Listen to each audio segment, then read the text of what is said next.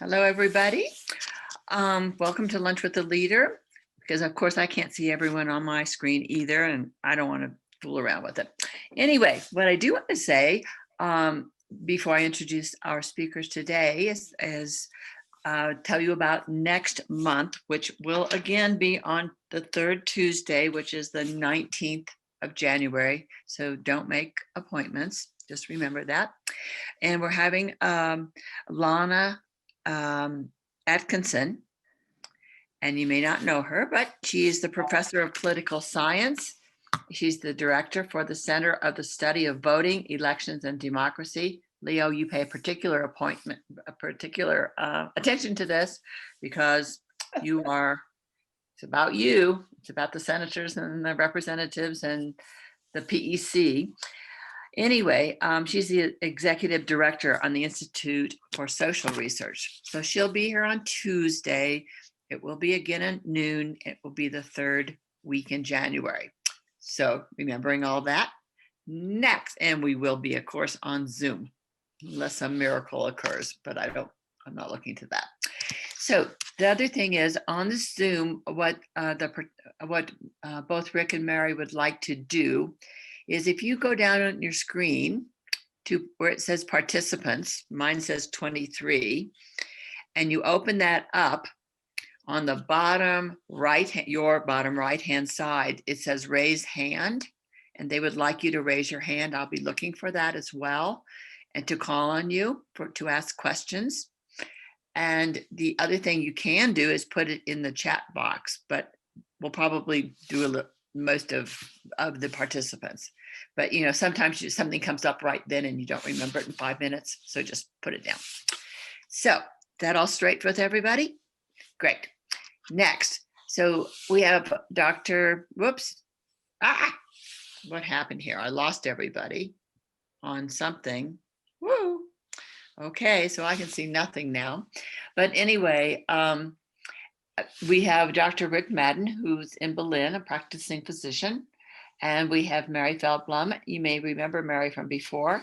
Both of them are working on the Health Security Act, which you may remember is coming back up in the legislature. Wow. Rick, did you do something that like now I have my screen back? No, somebody like Joanne did. Oh, because I had nothing and I thought, okay, fake it here. So anyway, that's kind of the thing for today. I've told you who was for tomorrow. Rick down here standing with the red and white sweater on is Rebecca Shanklin, who goes by Becky. And she's got her thing off. And I've lost, oh, here's Barbara. She's in the middle wearing a gray top and she's waving. So I think you have met everyone. You all ready to go then? And remember, I'm leaving you for about 5 minutes and I'll be right back. Okay. So shall I begin then, Carolyn? Absolutely. And everyone else, you might want to get yourself on mute, just so when the dog barks and the phone rings, everyone doesn't hear it, okay? I think we are. Yeah. We're all set. Thank you. And thank you for having us to talk about this very, very important bill that's going to be coming up.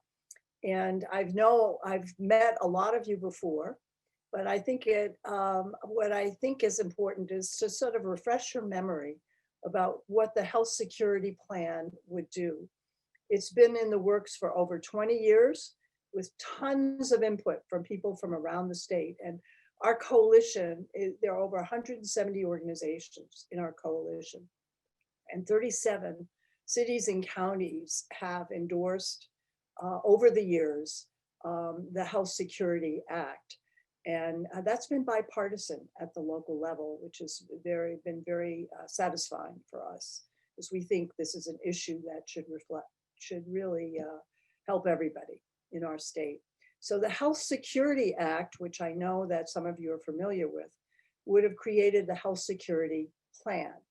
And that would cover almost all New Mexicans. There are groups that would not be included, like the military retirees and federal retirees.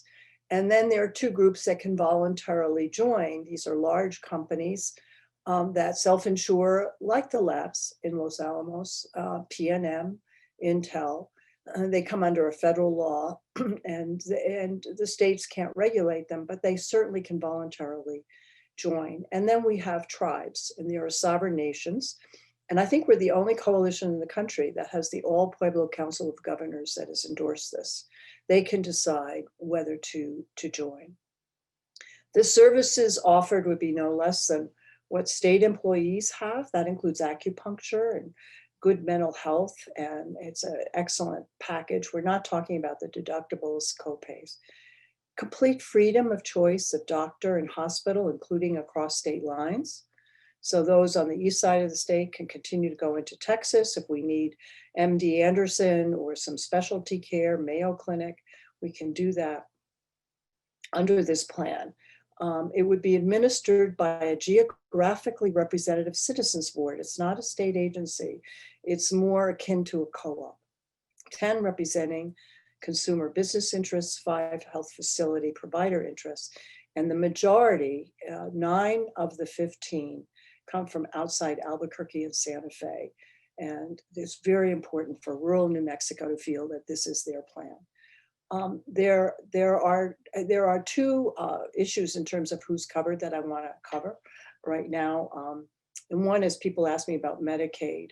Medicaid is a state program, and so there would have to be a waiver to include Medicaid. There are over 800,000 Medicaid recipients that would be important to put into this plan. And it does seem very doable to accomplish. The other group is Medicare. And I know all of you are much too young to be on Medicare. So, but I want to stress that Medicare is very complex. It's a federal program, first of all, an entitlement program. So nobody could ever in any state touch your Medicare. And there's Part A, Part B, which is doctors, Part D. And then there are people who are lucky enough to have supplements from an employer where they may purchase through the marketplace. And it's very complex. The bill clearly says that Medicare, anything you have under Medicare, supplement, must be protected. And it is a very complicated process because of the Part A, Part B, Part D, plus the employer supplements, plus also individual. That it's interesting that 2 of the studies that have been done on the Health Security Act, Mathematica, which was done in 2007, and the more recent one that was finalized in July of this year, both excluded Medicare for different reasons. And I think the sponsors of the upcoming legislation think that this is complicated.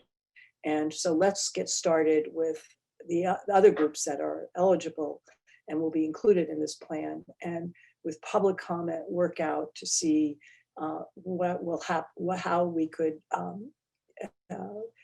really help Medicare recipients.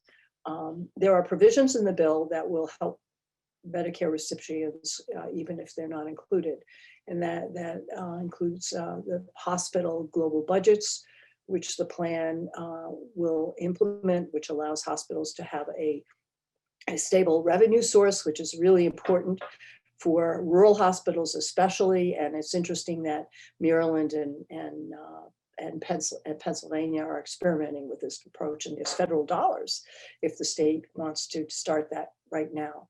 And the other is bulk purchasing of drugs.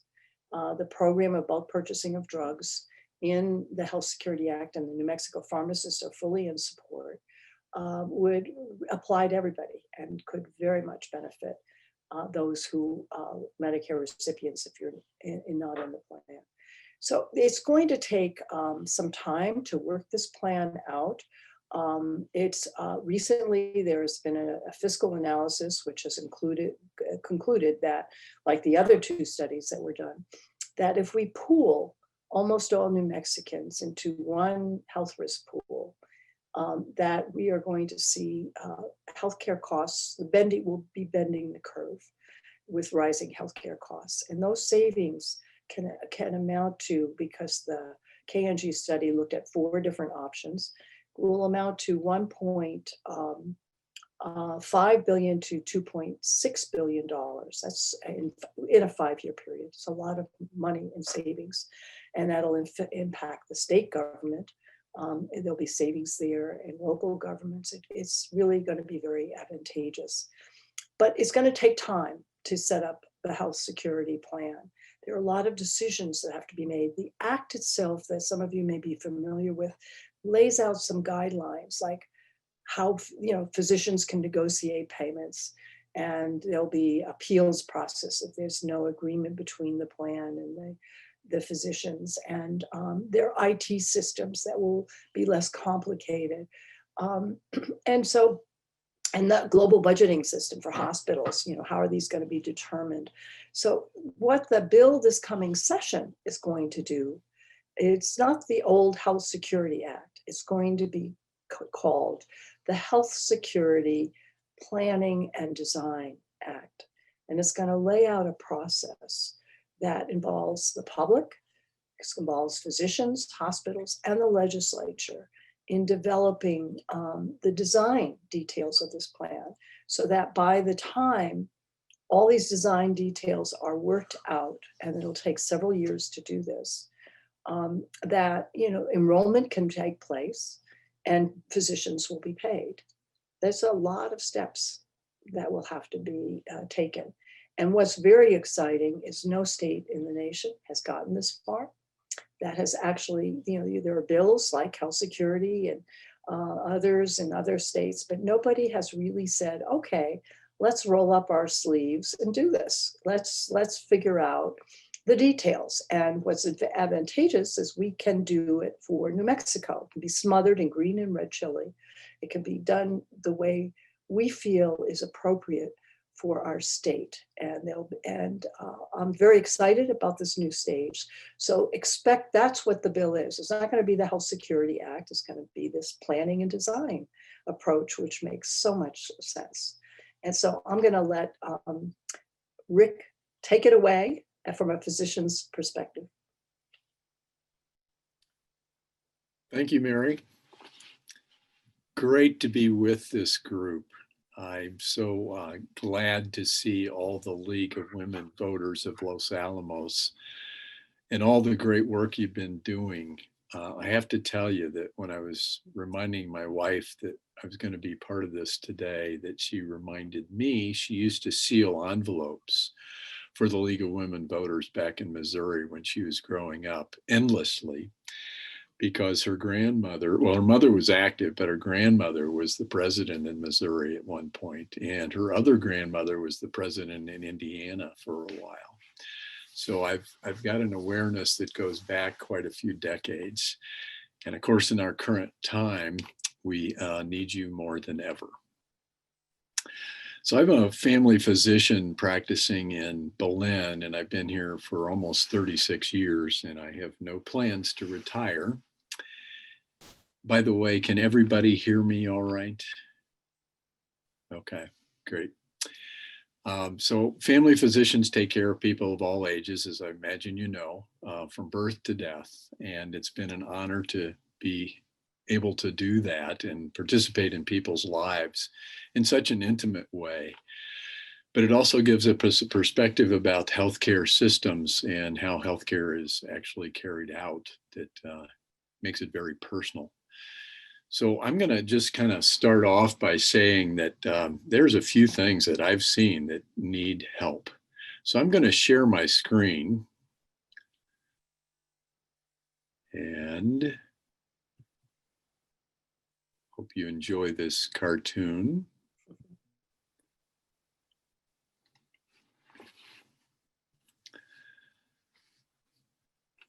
Is this a dangerous idea that we're talking about?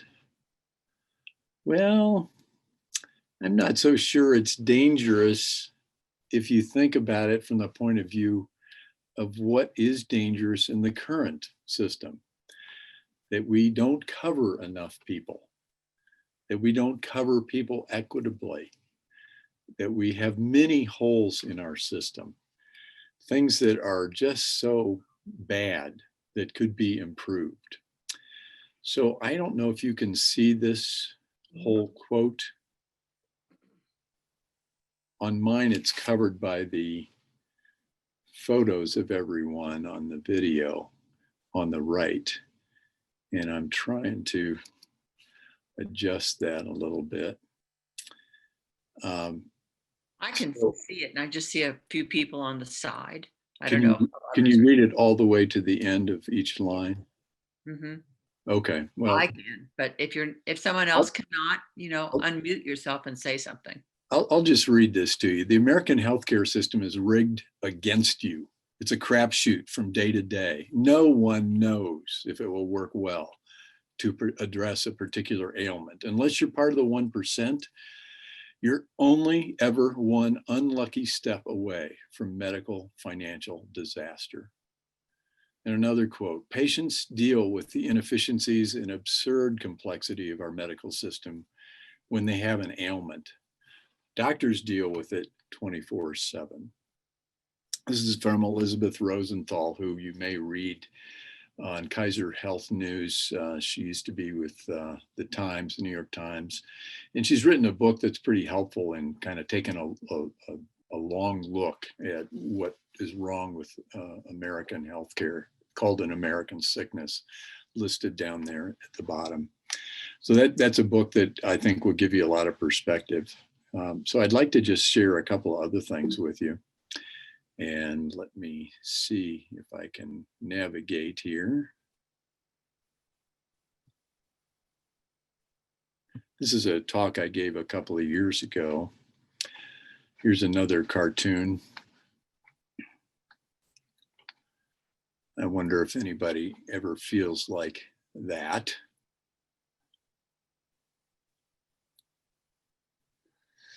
So here are some examples of things that, you think, oh, you understand what's available, what's going on with your healthcare, what's right about it, what's wrong. But here are things that are not what they appear to be. And there are many other things that are just plain incomprehensible that aren't listed here. But number one, drug costs for patients are high. They don't correlate with research and development costs. And a very specific example, contrary to advertising claims, omeprazole, which is Prilosec for reflux, is just as good as its next generation cousin, esomeprazole. It came out as the next best thing. And yet the studies that were done showed they only just tweaked the molecule, and it doesn't actually have any advantage over the original one, but it gave them a new patent. Number three, your patient's insurance coverage may look good until it's needed, but it may be full of holes you didn't know much about, such as what durable medical equipment is covered, and which doctors are covered within a hospital. You go to a hospital that's covered, but you don't necessarily have doctors that are all covered by your insurance, the emergency room, the pathologist, the anesthesiologist. And then skipping on down, number five, burgeoning health measures that we have to report, that we as physicians have to report to get paid. How are our patients doing? They don't really actually correlate in a lot of efforts with much of our real effort. But it feels to us as doctors, nurse practitioners, PAs, like people are meddling in our stuff and that we have to actually toe that line to get paid. And then number eight, an MRI at one place may cost $500 and $400 at another place. So I think those are pretty common examples that if there are any physicians in the group, I saw Tyler Taylor's on the line, that we experience all the time. And it's just, to me, inexcusable. And then there's this.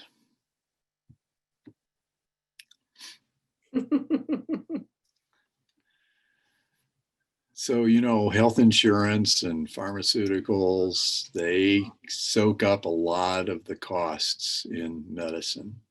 And the health insurance executives get these high salaries, but it's not just the health insurance executive, it's the whole industry and the whole cut that they take for administrative costs. And then, of course, we know that drugs are overpriced. And when you look at what they're sold in other countries. So these are kind of things that we could do better with, I think.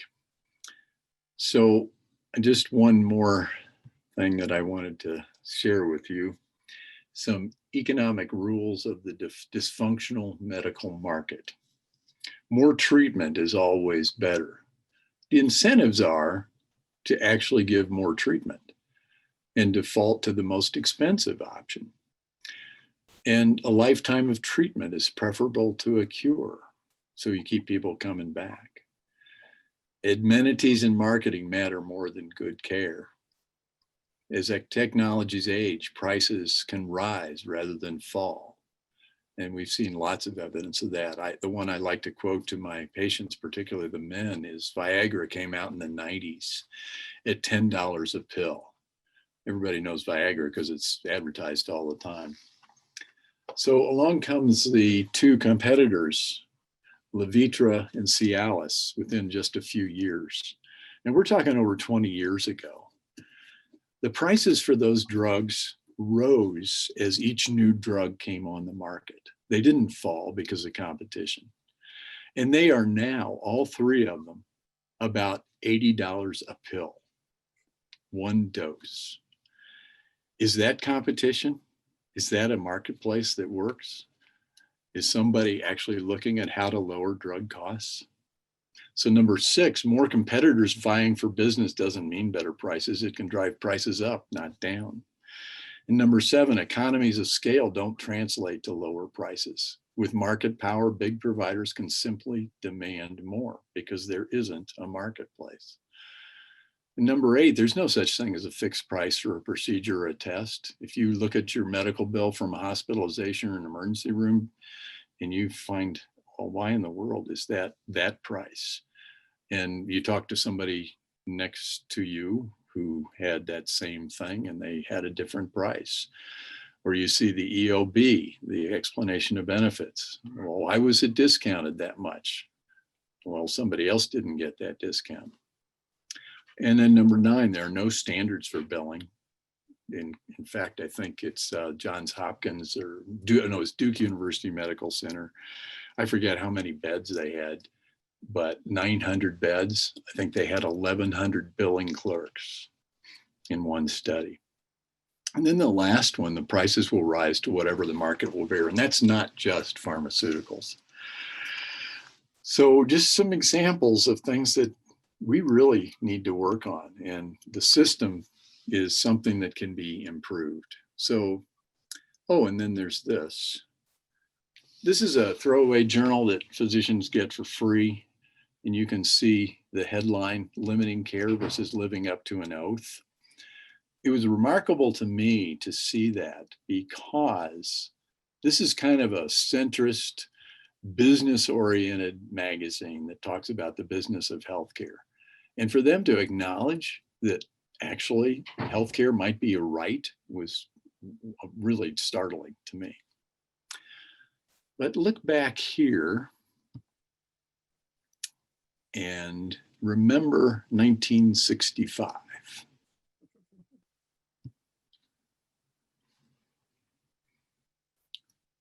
The first effort to have universal coverage and government coverage that was paid through some sort of revenue stream was actually back in Teddy Roosevelt's day in the early 1900s.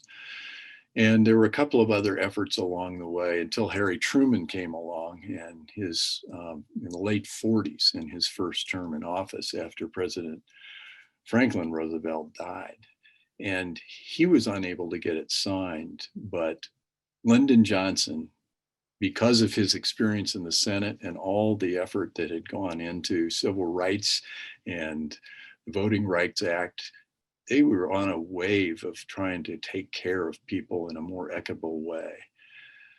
The American Medical Association spoke really strongly against the Medicare, as it came to be called, and Medicaid, which was enacted at the same time, because it was going to transform medicine. But I got to tell you, when I was growing up, so I was alive and a teenager at that time. And I remember my doctor, who I had just gotten after I'd kind of graduated from being a kid to an 18-year-old. He was an internist. He knew I wanted to go to medical school. And he said, you know, I would never recommend anybody go into medicine now that the government is involved.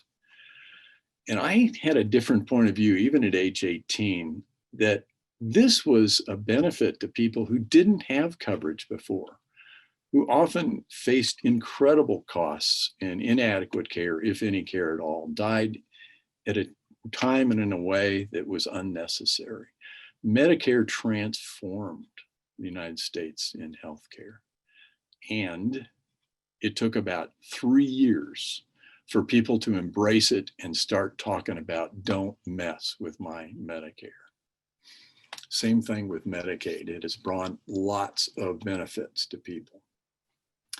So I think that this health security plan that Mary has been working on for these decades is something that we really need to push as a way to cover more people. I see it in my practice every day, that people who haven't had coverage and then got coverage under the Affordable Care Act expansion came in and they were able to see me and get the care they needed.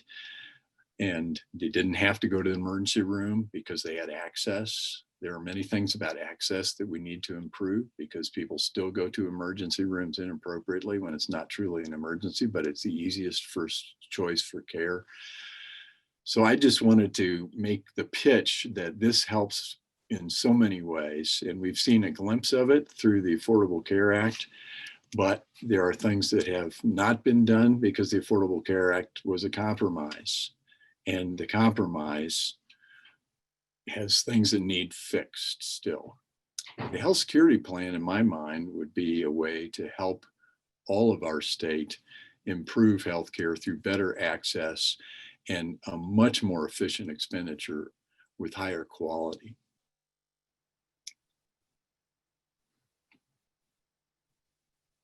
So are we ready for questions, Rick? I think so. Okay, raise your hand, people. You're a good audience. You're so quiet. Nobody has any questions? Oh, wow. Leo's got his hand up. Go ahead, Leo. Thank you so much, Doctor, for that. I do have one question when it comes to the Health Security Act that's been asked before. In Rio Arriba County, we have a large immigrant community. Would undocumented immigrants be able to be part of the Health Security Act? Yes, Senator-elect.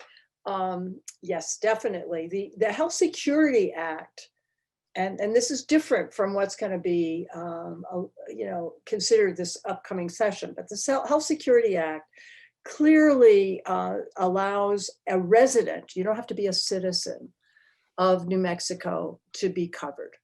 And so, Somos un Pueblo is supportive and other organizations. So that's been a very important provision. In the Health Security Planning and Design Act, it's not that you cannot put in a bill an act that has never been passed. So we can't reference the Health Security Act, but we do mention in that one of the tasks is to look at who's covered and coverage and enrollment. And because they have to refer, this process will have to refer and look at the Health Security Act, they will see that it's a residency requirement, not a citizenship requirement. Mm-hmm. Does that answer your question? It does, thank you. Mm-hmm. It's very important. Actually, I was more concerned because I think it's easy for people who've been living here who pay rent or to prove residency, and it would be the Health Security Co-op Board or the commission that would flush all that out. But I was more worried about the homeless. How does somebody who lives under a bridge prove residency? And was talking to Healthcare for the Homeless and other homeless organizations who said that so many of them come to various clinics and homeless services that there would be a way to prove that they live under the bridge in New Mexico and not in Paris. So,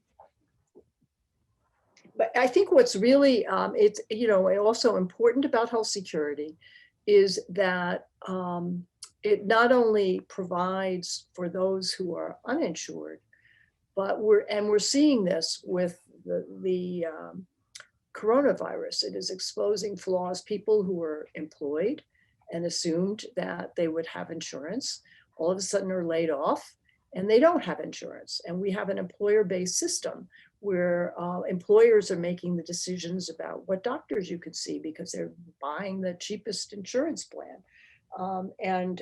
So there's a reason why we call this the health security campaign, because it's going to provide comprehensive and secure coverage for this overwhelming majority of New Mexicans. I see Barbara has a question. Barbara Califf, do you want to unmute yourself? Yeah, I'm unmuted. So I actually have two questions. One, does the bill include a schedule? It seems the planning and design could go on for years. Good question, Barbara. In fact, I discovered, Saskatchewan was the poorest province in Canada, and it was the first one to develop what the Canadians, I don't think the Canadians call it, but other people call it a single payer system. And they had a planning commission that lasted 10 years to deal with this. The expectation is that it will be, and as part of it's due to our fiscal calendar of when you can start paying for a process, which is in July 1st, the money comes in. So it'll be about 4 years, but the bill is going to be very clear and say that, if less time is needed, terrific, but if more time is needed, I think many of us feel this is a major systemic change, a major shift, and it is so important to do it right. And I don't know if you remember, but with the website problem of the Affordable Care Act, and there was a deadline and all these problems that occurred that we don't want to see happen. There will be, glitches, there's no question. And that's where this, the planning stage has got to think about appeals processes and how you fix the glitches quickly. Because, the plan is certainly going to have them, but we don't want something like a website blow up. And so it's, the question then becomes, and we've been tearing our hair, the sponsors are Representative Debbie Armstrong in the House and Senator Jerry Ortiz-Pino in the Senate. And that we've been working with them, some of us from the campaign, about a schedule, and what can reasonably occur during the first year, what would then happen in the second and the third year. And then we're also working with an economist from the Legislative Council Service about what the cost will be the first year, because we're in a budget crisis. And fortunately, my understanding is it's not as bad as was considered before, to invest in this setup process, Senator Ortiz-Pino thinks maybe around $500,000, and in a $7.3 billion budget, that's really tiny. And if it's an investment that will lead to savings and coverage and healthier population, then that is an investment so well worth doing for New Mexico, and exciting our doctors, nurses and our health practitioners who are immensely stressed now, but were stressed before about a very complicated, complex system. So this is a public process. It'll be transparent. There'll be advisory committees. If you're on our email alert, and we just recently sent out an email alert about this, so you see the phases of it. Thank you. So you answered my other question, which was the names of the sponsors. Can you tell us the name of the economist you mentioned? He works, he's not a public person. You can't comment, he's on staff, and we've been given, permission. You're not supposed to tell his name? Well, I just don't think it's, yeah. I think, you know, he's working. I would have to ask him if he wants. Okay, thank you. And I have a question here that I'll give you two. Although integrating the plan with Medicare might be difficult, I think you should seriously consider adding a supplemental plan for Medicare enrolled folks. Absolutely. And the Health Security Act definitely allows for that. There are, I've been trying to find, there used to be 10, 15 years ago, ARP posted this, and I wanted to know how many people in New Mexico did not have Part B. Part A, as you know, is hospitalization. Part B, you have to pay for, and it comes out of your Social Security if you agree to it. And I was shocked to see that there were many, many New Mexicans that did not have Part B. And so, but I can't find that data today, unfortunately. And then we know that there are a certain percentage of people that do not have supplements at all, you know, even if they have Part B. And so the bill, the act itself, and this is what the Design Commission is going to have to work through, is can this include folks in Medicare who don't have certain services paid for? Mm-hmm. And I have two more questions to add to that. So let me just read them to you. The first one is, are employees of state agencies and universities going to be eligible for this plan? Absolutely. I'm thinking they mean New Mexico. Yes. In fact, the KNG analysis that was done points out in its report that if state employees were included in this plan, there would be enormous savings to the state. In other words, instead of having the administration of Medicaid, the administration of state employees plus the plans administration, I mean, it's a very complex. If you start pooling these groups, you will see savings, which is wonderful. And so, you know, there's automatic coverage of everyone except the groups that I spoke about, and that's the military retirees and their families, federal retirees, because if they joined this plan and moved out of state, they couldn't hook back into their federal plan, and you can't do that to them. And then there are two groups that voluntarily join: the tribes as sovereign nations, and as I pointed out, the All Pueblo Council of Governors is supporting this. And then there's the large companies, ERISA, the Employee Retirement. ERISA is a federal law, and so it says to Intel, if you collect the premium, you may pay Blue Cross Blue Shield to process the claims, which is called a third-party payer. You don't come under state law, and so we can't mandate that they join, but we can certainly ask them to. And I, you know, the studies I'm seeing, I'm a sociologist, and I see so many studies that self-insured companies are suffering with rising healthcare costs, and it's not saving them money. And in discussions I've had with companies, even the oil and gas companies, is that they're very intrigued. In addition, this plan has another, what we call icing on the cake. We pay for healthcare not just through health insurance, but we also pay for it through workers' compensation and through our automobile insurance, whether it's private passenger or commercial. And you can look at your automobile insurance policy and take a look at what percentage of your premium goes to healthcare. It's quite high.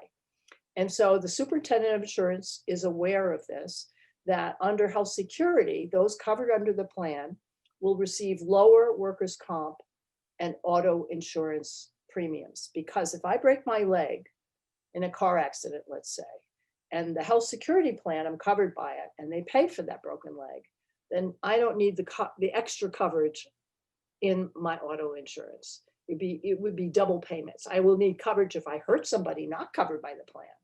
But so it can be sizably reduced. Same thing, workers' comp.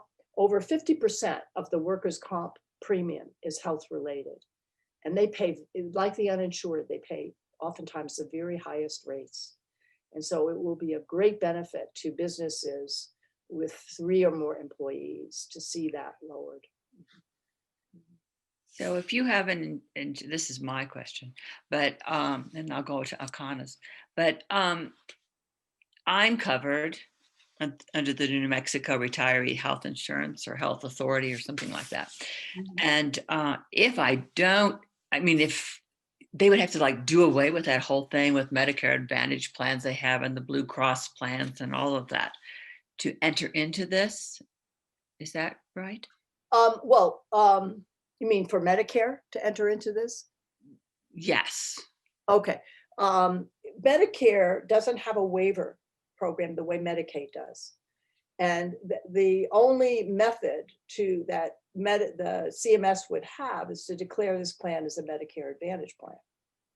And if it is, then the advantage is you'd have freedom of choice of doctor, because if you sign up for Presbyterian Medicare Advantage, while they give you a free hearing test or something like that to attract you, you're stuck with their cardiologist. You're stuck with their oncologist. You don't have freedom of choice. But under health security, you would. But I think it's really important to understand that this is systemic change, and it would be complicated, because there's so many pieces of Medicare. It's going to take time to figure that out. So Medicare recipients are protected with whatever they have. But for the rest of us that would be covered under this plan, this shifts the role of private insurance to a supplemental role, just the way Medicare did in 1964. In other words, Medicare, not only the the AMA opposed it, but the insurance industry did. They were not willing to insure seniors, but they claimed that they were going to lose a market. And what happened was the Medicare supplement market grew enormously and is very, very lucrative. So under health security, what can happen is the insurance industry can offer supplemental policies to what the health security plan offers. So you can imagine they're not happy with this model, and say that they are adding the complexity to the system. Presbyterian offers 100 different policies. Can you imagine how Rick Madden deals with? I don't know how many he deals with same company, but different copays, deductibles, different services offered. It's an utter nightmare. And then plus there's the IT system for accountability that Rick was referring to that is also complex. So we're simplifying that enormously. Rick, did you want to add something to this? Well, fortunately, I have a billing office in front, but Presbyterian has a very robust effort at billing, just like Duke University and all those thousands. But yes, when I look at the patient's data, as I'm getting ready to go in the room to see my patient, I will see a whole plethora of different Presbyterian health plans. And so it's based on employers a lot of times saying, oh, okay, we'll use Presbyterian, but we want this, this, and this, and not that, that, and that covered. So it's a slightly different variation. It's opaque to me. So when I order a particular insulin, I don't know if that's covered necessarily until the patient gets to the pharmacy. And the pharmacy tells them, oh, that's not covered. Well, then I have to go through the prior authorization process. The prior authorization goes through and they say, no, it's not covered, but here are the alternatives. Well, that may take a day or two. So, there are all kinds of problems with having the multiplicity of plans, even within the same insurer. Yeah, I'm going to read a comment that I want to make 2 comments. One is I have to say that I do have this Presbyterian in-network, out-of-network, whatever it's called, Medicare Advantage plan. And I will say that it has actually been pretty darn good.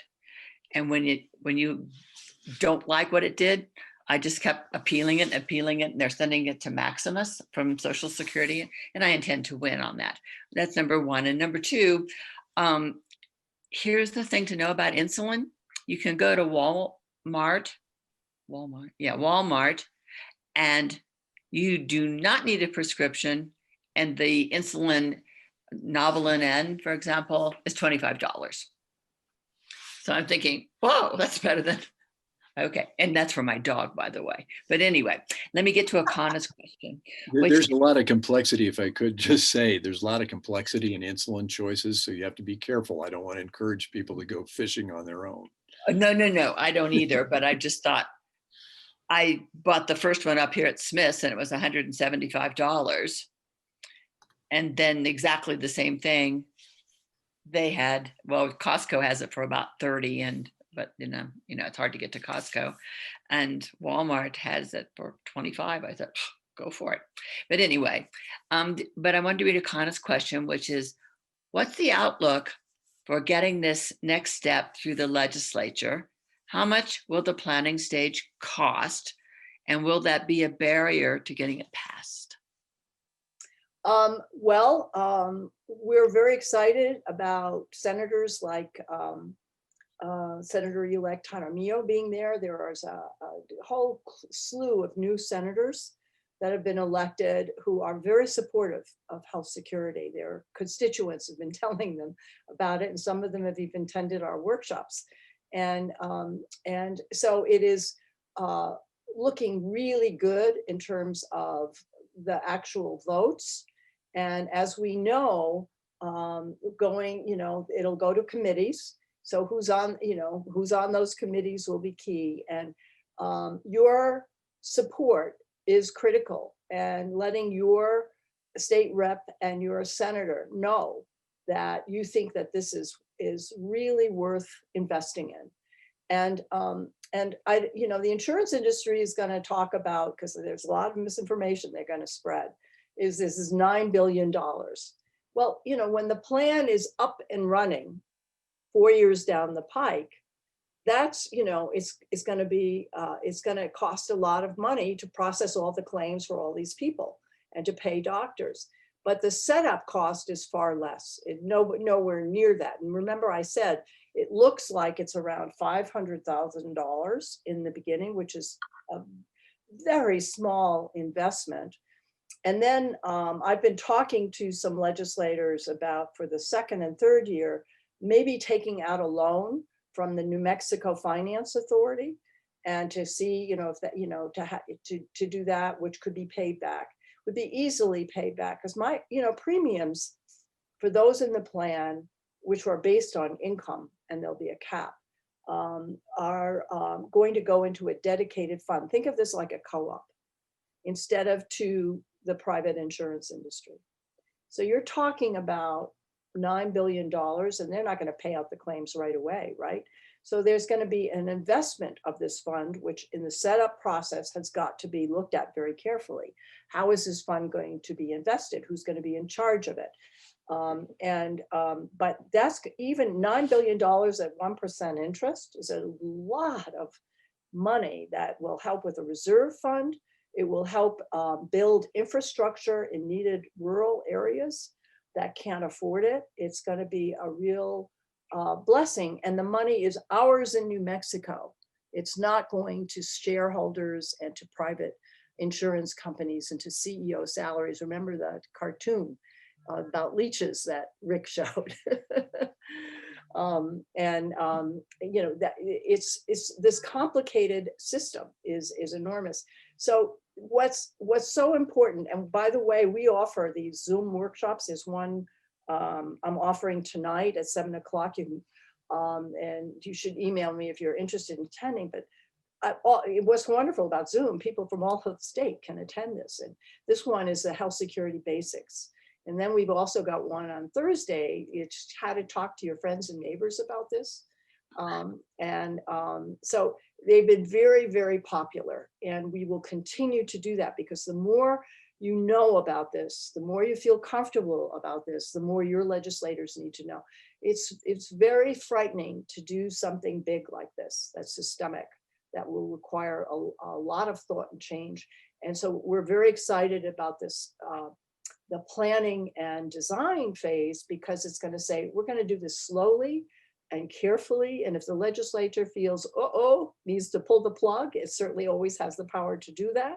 But it's going to involve all of us into thinking about, how do we want to design our own health plan in New Mexico? I equate the Health Security Act as a great recipe. And since I like to cook, but we're going to be the cooks. That's what's exciting about it. We are going to have to design it. We're going to have to be the cooks and create a recipe that's got lots of green and red chili, maybe even choice. Rick, did you want to add anything to it, this discussion? I think the thing that occurs to me about the chances of this getting passed, it's going to need a lot of grassroots support, and certainly that's going to be an effort. But it's been there's a lot of support already, as Mary said earlier. Thinking about the national picture, we have a new President Biden. I believe he is actually going to be president. And he is not a proponent of Medicare for all. So that, at least for the time being, is off the table. He is a proponent of improving the Affordable Care Act. Why would we want to do this at a time when we have an incoming president who can make things better? And I would say that this could be complementary. Number one, the Affordable Care Act has not covered as many people as it used to. On the other hand, with the COVID pandemic, many people have taken advantage of necessity of the expanded Medicaid that New Mexico has offered. That expansion of Medicaid added a lot of people to the Medicaid rolls, but the COVID added a lot of people beyond that, so that now we're well above 40% of New Mexico covered by Medicaid. This plan, the health security plan, in the works for planning stages for 4 years or so, would be working alongside improvements in the Affordable Care Act, and it would not countermand or in any way interfere with that. And if we were able to do this in New Mexico, it'd be a model for other improvements that could be done nationwide. And at some point in the future, other states may say, wow, look what New Mexico did. Yeah, and the Affordable Care Act has what's Section 1332. It's called the Waiver for State Innovation. And when it was created, it was understood that the model for the health insurance exchange for people to be able who didn't have insurance, weren't eligible for Medicaid or Medicaid expansion, would be able to purchase through the health insurance exchange.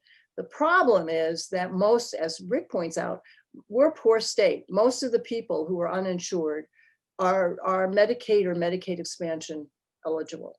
So the numbers of people who have signed up for the health insurance exchange were minimal. I mean, they were projecting in 2014, 55,000. And we haven't even hit that number, I don't believe. Well, we'll see in the newest enrollment. We haven't even hit that today. And that's how many years later. And it's not surprising because most people who are uninsured are eligible for Medicaid and Medicaid expansion. And what's happened is, those policies have high deductibles, and people are betting, if I'll pay a lower premium but a higher deductible. And we're discovering that when people have high deductibles, they don't necessarily get the care they need, and it's a problem. And the Section 1332 allows a state, it was intended to allow a state like ours to design something different. So you don't have to have the exchange. You can roll in, and the new Secretary of Health and Human Services, assuming that he will be confirmed, will be very sympathetic to a state like ours. It comes from California. That will be interested in getting some waivers and applying for the waiver for state innovation, assuming that this planning bill is passed. So it's very exciting. The idea is that we can design something that is appropriate for us, and it is not in conflict with the Affordable Care Act at all. In fact, President Obama was very supportive of Section 1332.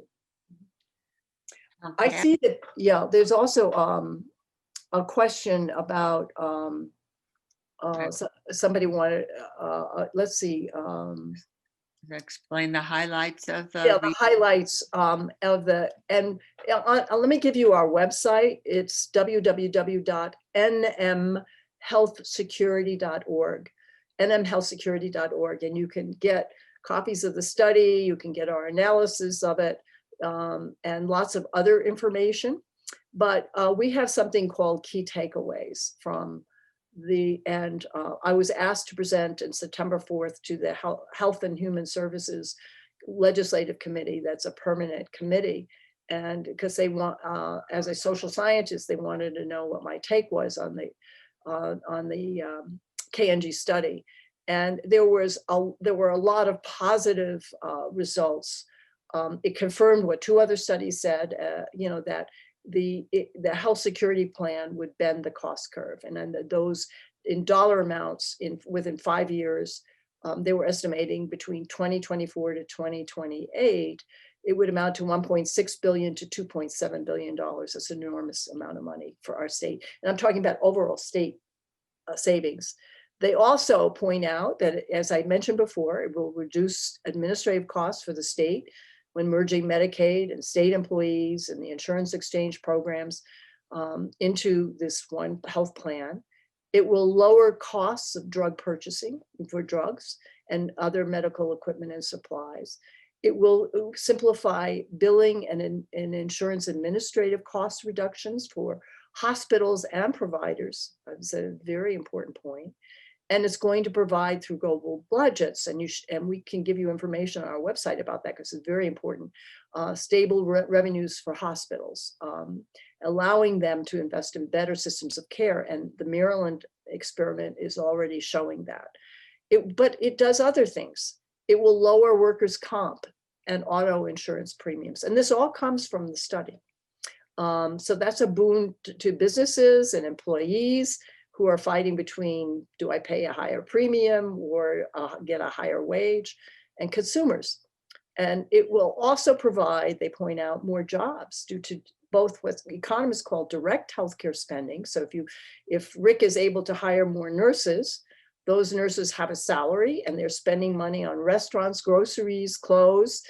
So that it impacts indirect spending as well, goods and services. And then they also say, and this is really important, is that over a 10-year period, they did not include this in their cost savings, because it's very hard to predict, but the health security plan which focuses on prevention and patient-centered care will result in a healthier population and increased productivity. I mean, a small business owner who has maybe 2 or 3 employees, if one of them gets sick, that's a real burden. And so if they have access to healthcare, and so many small businesses can't afford it, this is going to benefit them enormously. So, saving money for the state is important. And what that means is if the state doesn't have to, because rising healthcare costs are a big chunk of our healthcare budget in the state. And if that curve is bended and is lowered, that means that more monies are available to invest in education, in economic development and job creation, and also that near and dear to my heart is protecting our environment. So there are so many benefits, and this is not the only study that was done in New Mexico. There were 2 other done, and prior to the Affordable Care Act. And what's fascinating to me about them is they did not assume Medicaid expansion. They assumed a rate of uninsured of 22%, far higher than what we have today. And they didn't assume all the revenues from the Affordable Care Act. And yet they concluded that not only was the rate of increase of rising healthcare costs going to be lowered, that there would be enormous benefits to businesses and consumers. So I think that it's this $500,000 is a small investment to see if this is the path we want to take. I have a couple comments and then I have 2 more questions. So let me go to the comments first. For everyone who wants to get in the chat at the bottom, it says nmhealthsecurity.org. So you can write that down or take a picture of it, whatever you'd like. Maura says, thank you very much for your comprehensive presentation. And I have 2 questions here. One is, our nonprofit is self-insured. So we found that joining other organizations for insurance is cheaper than Blue Cross Blue Shield. Could you please help me understand why self-insurance is not a good idea, a good deal, at least for the moment, until we get the new Health Security Act? Oh, for the moment, absolutely. Anything you could do to get cheaper premiums is better. And because it's the, and there's a wonderful article that was produced by the Society of Actuaries, where they say, you know, the larger the pool, you know, the economies of scale, the insurance companies will charge more for a business that has just 3 employees than one that has 1,000. And so by joining efforts, that is not surprising. The problem is the projections of rising healthcare costs and the projections that premiums are going to be increasing. And what is also important is to look at your deductible and your out-of-pocket costs, not just your premiums. And then, as Rick points out, also what your coverage is. There was a cartoon, I don't know if you remember this one, Rick, in the 90s, where this man is in a hospital gown going down a corridor in the hospital, and you know what's showing in the back, right? Because the hospital gown, and the comment is, "I thought I was covered." And that's the problem, is so many people don't read what they're going to get, and you're almost trapped in it, you know, depending on what you can afford. So I encourage people. I mean, have to be interim measures while we're planning for this systemic solution. They're going to have to be interim measures taken. I know Representative Armstrong and others want to make sure that more people are able to buy through the exchange and covered through Medicaid. Half the uninsured that are remaining in New Mexico are actually Medicaid expansion eligible, and they should be signed up. And then there's the Interagency Pharmaceutical Purchasing Council, which was set up by Senator Steinborn, to look at having our state agencies just do bulk purchasing of drugs among themselves. Millions of dollars will be saved. And so that's an exciting thing. Senator Ortiz-Pino is going to be introducing a global budgeting bill, which I mentioned is before. It's going to create a task force so hospitals can look at how a global budgeting system might work in New Mexico, where they are guaranteed a revenue stream. And what's exciting about it, of course, is that it will be paid for. If we applying for a grant through CMS, you'll get, lots of money to set up the system. So there are interim measures that we have to do. We don't want the system to fall apart. So do what you feel is best for you at the moment, and because it's going to take time for this plan to be thought out carefully. And it'll be very exciting when that happens, but we've got a lot of work to do. Okay, we have one more comment and 2 sort of together questions. One is, Leo said, "Thank you for inviting him, and he needs to log off and head back to his orientation." So that's Very one. important. And just so you know why he's gone. And the other one is, it's actually 2 here, so I'll just read them together. So how many versions of coverage do you see going forward? And I guess this is really more of a comment. The small groups are vulnerable to one very expensive treatment regimen. So I think that's what we eliminate. I'm not sure with versions of coverage. The assumption is using the state employee services, and we have that public. It's on our website, so you can see what those services are. They're excellent. They're better than what Medicare offers. Includes really good mental health, behavioral health. It includes acupuncture, which Medicare doesn't include. So it's a good comprehensive package. So we're not talking about the networks. We're not talking about the deductibles and copays. We're talking about just the services. So so most New Mexicans that are covered under this plan, when they go to Rick, he would see, oh, most of my patients, this is what their services are. It makes it very simple.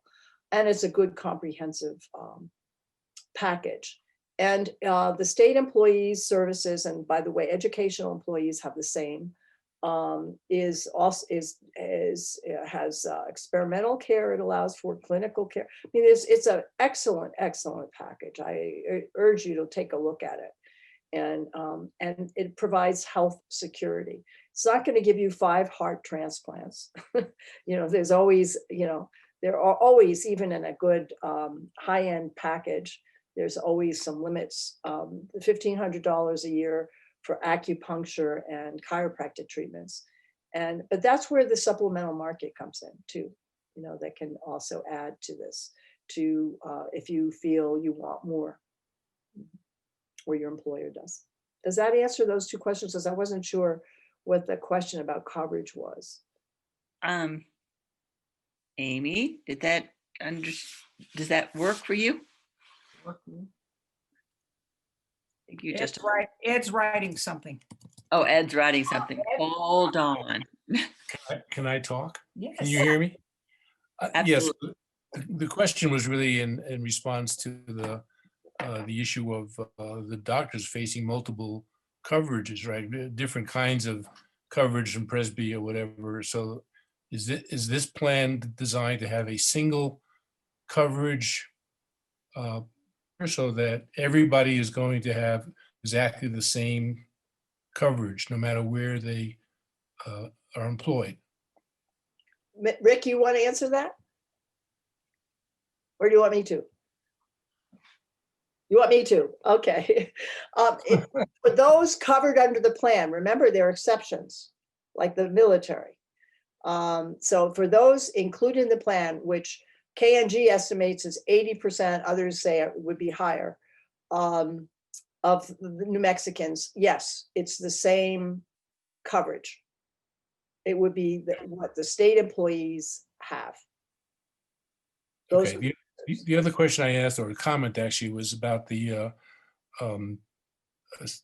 Joey Benson's question. Is that my experience with a small self-insured plan, if the group is small, when you have one person, very large hospital bill, as we encountered in my coverage plan, of $5 million, the result was that the costs for that small group went up enormously the following year. So, I mean, that's a real risk if you're in a small coverage plan, if there's no protection, either limit on catastrophic insurance or some other way of handling that kind of situation. And that's the advantage of having anywhere, 1.7 million people in a health risk pool. The whole purpose of insurance was originally to share the risk. Young, old, healthy, not so healthy. And we've lost that. Blue Cross Blue Shield originally had community rating, and we've lost that lost that philosophy. And insurers have, over the years, what they do is cherry pick. They want the healthy. And a small group where one person has some catastrophic illness, they're going to charge up the kazoo for the premium. And that's why, associations joining, getting more numbers in your group has been important. So in our state, it's a very small population. Makes no sense to have the system that we have. And so by pooling as many people as we have into one old-fashioned health risk pool, with the complexities of Medicare, as I mentioned, and the exclusions, because the military are covered, and their families and retirees are covered by a different system. It would be very complicated. But that's where the savings come in so much, is the simplicity of this. And in addition, the Affordable Care Act, everybody admitted that it was going to cover more people, but it was not going to control costs. There was nothing in there negotiating drug prices, for instance, just the way, with Medicare and other kinds of cost controls. Well, the Health Security Act has these mechanisms that will slow the rising healthcare cost curve. No economist worth their salt, by the way, is going to tell you that healthcare costs are going to go down. It's the rate of increase, the difference in the rate of increase between the current system and this newer system. That's where the savings comes in. Any other thoughts or I see Rosemary Alm has her hand raised. Unmute. Okay. How do you anticipate dealing with the vested interests of the insurance providers, pharmaceutical companies, et cetera, as they lobby against this? We've been doing that for many, many years. And when we first started out in the 90s, they would say, page this, line this is a problem. And we listened and tried to, and then we also listened to lots of people, businesses and doctors and others. And so the bill got improved. And so what's amusing for me is to hear their testimony, which is, oh, we don't know what it's going to cost. You know, this doesn't provide choice, where they're talking about choice of plan, not choice of doctor, which, you know, is really, really more important for people. And, studies indicate that most people, when they purchase, and there's a lot of studies on the purchasing of the exchange, really don't necessarily buy something that's in their best interest. And it's very confusing purchasing insurance. And but our strength is people like you. We have been organizing around the state for years. We have support from so many people and 170 organizations. And we have more and more legislators that really see that we've got to do something. If we continue this current path and even putting little patches on it, it's not going to solve the problem. This is a systemic problem. Mm-hmm. This is not a patchwork problem. And so people like you contacting your legislators, telling friends of you that may live in other areas of the state why you think that this is important, and letting them contact their legislators is going to make all the difference. Rick talked about this being a grassroots effort. We know that they're going to try and spread misinformation. And that's why we try and counter it, and hopefully people will counter it on our website. We'll counter it through our email alerts if you're on our email alerts, and we counter it through people in local communities. You go to your local post office in my area, and I talk to a lot of people, masked, of course, now, about, Mary, I heard this, and, I can answer it informally in a small community. So that's our strength. And we have a better chance of doing this in our state with a small population. And given who we have in our legislature now and with our governor, then I think states like California that have such large populations. And we have done so much education over the years, but we need to do more. And don't hesitate to sign up for our email alert, because you could take one of our wonderful Zoom workshops that I'm talking about, because that'll give you even more information.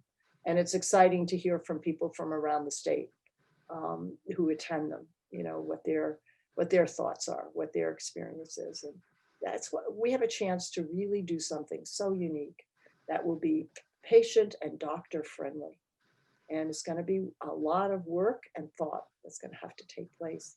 But I am convinced that we have so many bright people around the state, we're going to come up with a delicious recipe. Thank you. I see. Anybody else have their hand up, or any other questions? I don't see any other ones. And if I've missed you, before I will say goodbye so they can get on with their life, because they have a Zoom at 7:00 tonight, then unmute yourself and say something, because I don't see anyone else. Tyler, are you still on? Because do you want to say something? Tyler, of course, is known in your community as a doctor. Did you want to say something? Still there. He's not there anymore? I don't, he was here, but I don't see him now. Yeah, he's not there. Yeah, he left. Yeah, because we've lost a few people had to go at certain times for Yeah. like life. But go to our website, and if you're not on our email list, sign up. It's easy to do on our website, and you'll get a lot of good information that way. Yeah, well, we can't thank you enough for informing us and getting us. It's very complicated. I think medical care is complicated, and I think this is complicated as well, but everything worth its while probably is. So let me thank you on behalf of the League of Women Voters. Mary, for your second time coming around. Rick, I hope we were nice enough to you that you might come back. So, Thank you very much for having me. well, we really enjoyed having you. Thank you all so much. Well, thank you. Stay safe, stay healthy. I've got like a whole group of masks. Good. Simple. Color coordinated, maybe, with the outfit. Well, I was noticing that Nancy Pelosi's were, to tell you the truth. I've noticed that about her. But I'm not going anywhere except around the block with the dog, so it's not as exciting. But thank you for that idea. Is there anything else? Everybody, this is wonderful. You're a wonderful group, and help us make this possible. We hope to. Thank you so much. Bye, everyone. Bye-bye.